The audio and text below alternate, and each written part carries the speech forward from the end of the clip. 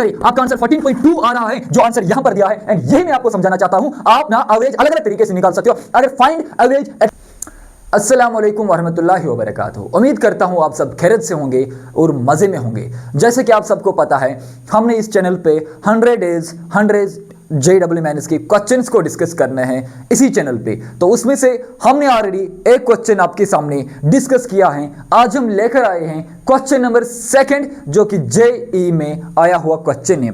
उसके बाद बहुत सारे क्वेश्चन ऐसे भी आएंगे जो नीट के होंगे, एंड बहुत सारे क्वेश्चन ऐसे होंगे जो एडवांस के होंगे। हर दिन एक नया कॉन्सेप्ट के साथ एक नया क्वेश्चन हम यहाँ डिस्कस करेंगे। अब इस क्वेश्चन को देखिए, जब भी आपको एवरेज एटॉमिक मास कैलकुलेट करना होगा, ऐसे भी क्वेश्चन मैंने एग्जाम में देखे हैं JEE में, और एडवांस का क्वेश्चन जिसको करने में 2 मिनट 3 मिनट 5 मिनट बच्चे को लगते हैं। एंड मैं आपको यहां पे बताऊंगा, इस वीडियो को देखने के बाद, इस क्वेश्चन को करने के बाद, जो मैं आपको एक तरीका बताऊंगा, लास्ट में एक ट्रिक से समझाऊंगा, आप JEE मेंस के क्वेश्चंस को कम से कम 30 सेकंड के अंदर इजीली कर पाओगे। यानी 1 मिनट में आप 2 क्वेश्चन कर सकते हो, एंड वो वाले क्वेश्चन जिस क्वेश्चन को उससे पहले आपको 5 मिनट करने में लगते हैं। अब कहां तक अप्लाई होता है वो बताएंगे। ये आपका क्लास नहीं है, बस एक क्वेश्चन को डिस्कस करने वाला क्लास है, क्योंकि इनके जो डिटेल्ड कॉन्सेप्ट से वो हमारे YouTube चैनल पे आपको देखने को मिलेंगे। तो चलिए हम अपना टाइम वेस्ट नहीं करेंगे, हम अपना क्वेश्चन जो है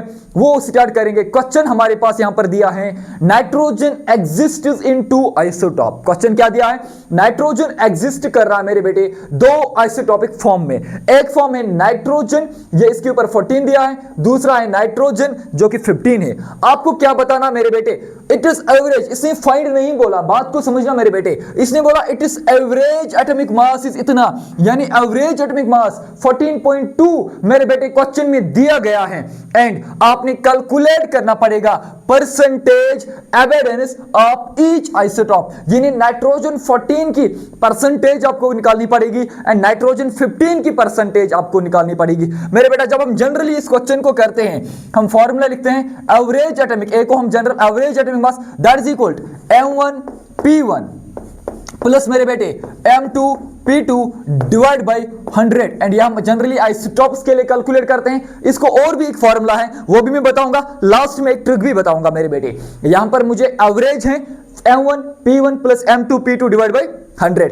अब M1 mass of first isotope जो आपके पास दिया है उसकी परसेंटेज, मास ऑफ सेकंड उसकी परसेंटेज, डिवाइड करना पड़ेगा 100। आप मुझे बताओ, क्या मुझे A निकालना है? क्या मुझे एवरेज एटॉमिक मास निकालना है? नहीं मेरे बेटा, क्योंकि एवरेज एटॉमिक मास वही से दिया है, तो A वही से दिया है कितना? 14.2। Okay, that is equal M1 mass of first, ये जो मेरे पास फर्स्ट आइसोटॉप है इसका मास कितना दिया गया है? वो दिया है 14, इंटू करेंगे P1 मतलब परसेंटेज ऑफ फर्स्ट। आपको नहीं पता कि परसेंटेज कितनी है, तो यही क्वेश्चन करने के लिए क्या करना पड़ेगा? आप देखो, आपके पास परसेंटेज निकालने के लिए जो आपको निकालना है परसेंटेज एविडेंस, तो आपको परसेंटेज एविडेंस कैसे निकालना पड़ेगा?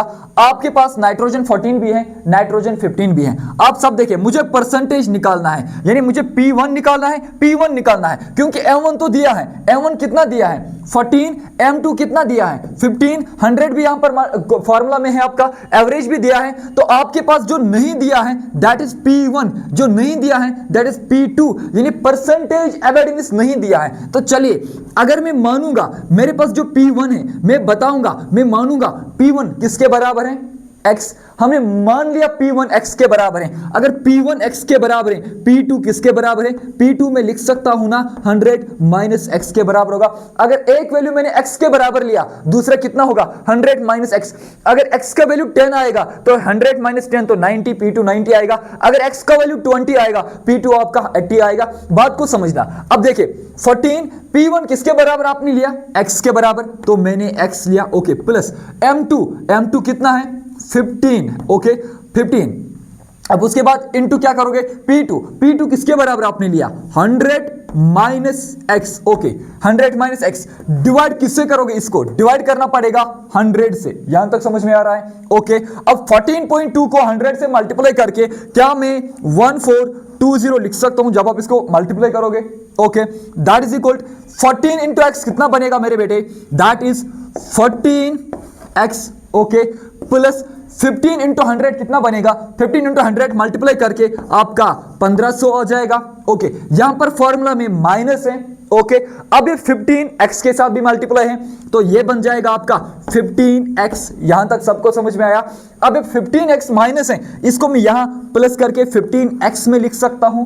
ओके, इज इक्वल टू इधर आकर माइनस 14x बन सकता है। अब ये आपके पास 1500 है मेरे बेटा, माइनस ये प्लस है, ये इधर आकर माइनस 1420 में लिख सकता हूं। बिल्कुल, अब देखिए 15x को माइनस मैंने कितना किया 14x, क्योंकि आपने P1 को x लिया, P2 तो 100 माइनस x होगा ना। अब जितना वैल्यू इस परसेंटेज एविडेंस x का आएगा उसका माइनस करके P2 का वैल्यू आएगा। कैसे, अब देखो 15x माइनस 14x क्या x बन जाएगा, इज इक्वल, क्योंकि 15x को 14x माइनस करेंगे तो x बचा ना। ओके मेरे बेटा, अब 1500 को माइनस 1420 करेंगे तो कितना बचा 80। तो आपका x कितना निकल कर आ रहा है 80। तो x किसको आपने लिया P1, तो ये P1 अब कितना निकला 80। आया समझ।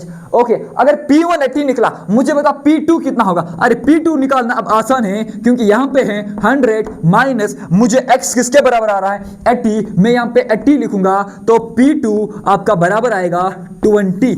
तो इसका मतलब जो आपको निकालना था वो क्या निकालना था, परसेंटेज एबेडेंस। आपको क्या निकालना था, परसेंटेज एबेडेंस। जब आपको परसेंटेज एबेडेंस निकालना होगा तो आपने P1 भी निकाला, P2 भी निकाला। अब P1 जो x लिया आपने, ये कितना आ रहा है 80, P2 कितना आ रहा है 20।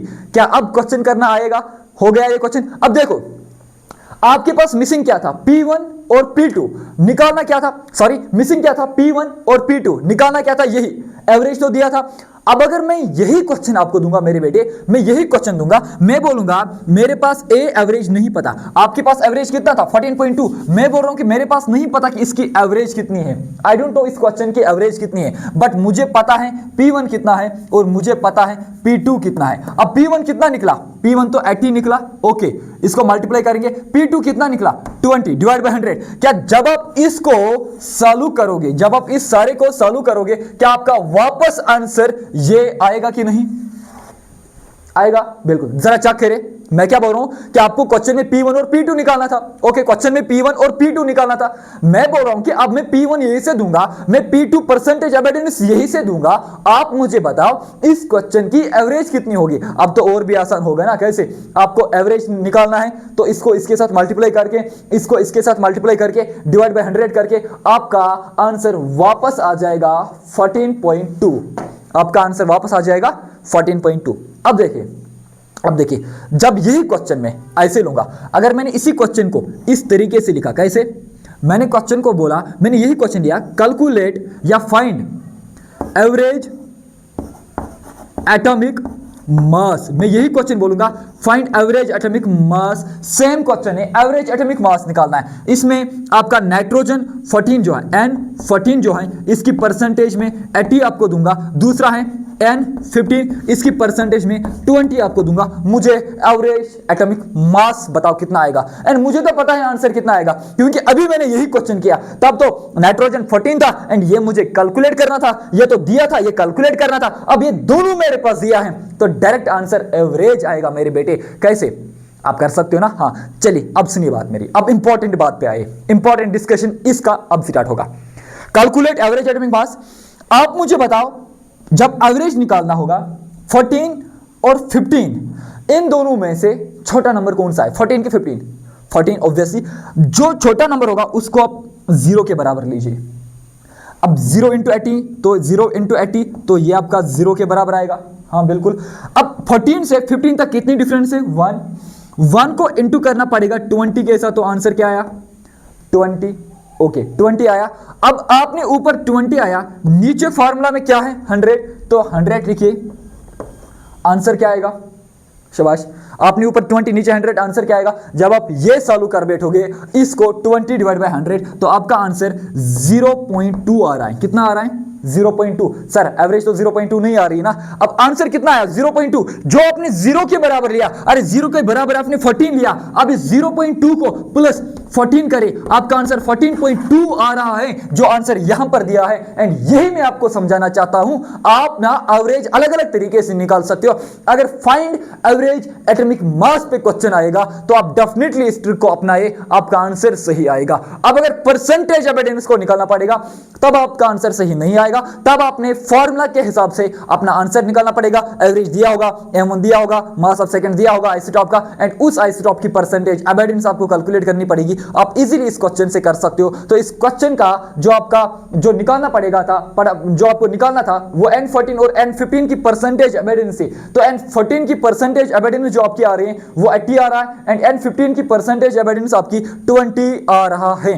अब अगर परसेंटेज दिया होगा, एवरेज निकालना है, तो आप इजीली कैलकुलेट कर सकते हो। तो यह था आज का हमारा क्वेश्चन नंबर 2 जो हमने डिस्कस किया। अब अगले वीडियो में हम जेईई मेंस का क्वेश्चन नंबर 3 डिस्कस करेंगे अगले कॉन्सेप्ट में। तब तक दीजिए इजाजत, अल्लाह हाफिज, थैंक यू, शुक्रिया।